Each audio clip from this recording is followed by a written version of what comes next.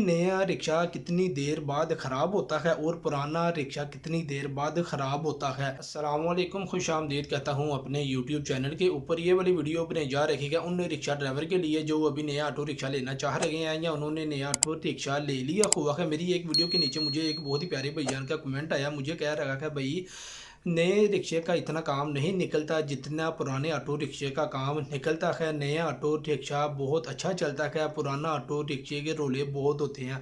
Sir जी यहाँ पे मैं आप सबको एक बात क्लियर करता जाऊँ, नई चीज़ नहीं होती है लेकिन पुरानी चीज़ पुरानी होती है। एक बात और क्लियर करता जाऊँ, नए ऑटो रिक्शे के अंदर भी वही इंजन लगा हुआ है और पुराने ऑटो रिक्शे के अंदर भी वही इंजन लगा हुआ है। मे भी हो सकता है आप लोग शोरूम से नया ऑटो रिक्शा लेके आ जाएं, उस इंजन के अंदर कोई ऐसा फॉल्ट बन जाए जो आपको आते साथ ही परेशान कर दे।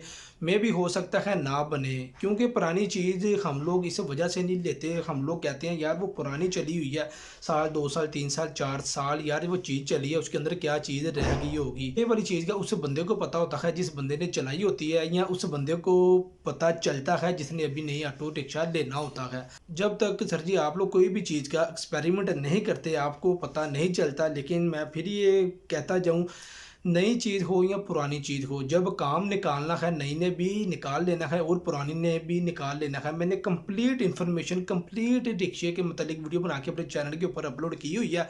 एक या दो वीडियो मैं अपनी इस वीडियो के नीचे डिस्क्रिप्शन में दे दूंगा, अगर आप लोग वो देखना चाहते हैं तो लाजमी देखिएगा, आपके नॉलेज में इजाफा होगा और आपको पता चलेगा सर जी नया रिक्शा कितनी देर बाद ख़राब होता है और पुराना रिक्शा कितनी देर बाद ख़राब होता है। कंप्लीट इन्फॉर्मेशन मेरे यूट्यूब चैनल के ऊपर पड़ी हुई है, अगर आप लोग वो शौक के साथ देखना चाहते हैं तो आप लोग लाजमी देखिए ताकि आपके भी इल्म में इजाफा हो। नई चीज़ कितनी देर बाद ख़राब होती है और पुरानी चीज़ कितनी देर बाद ख़राब हो जाती है।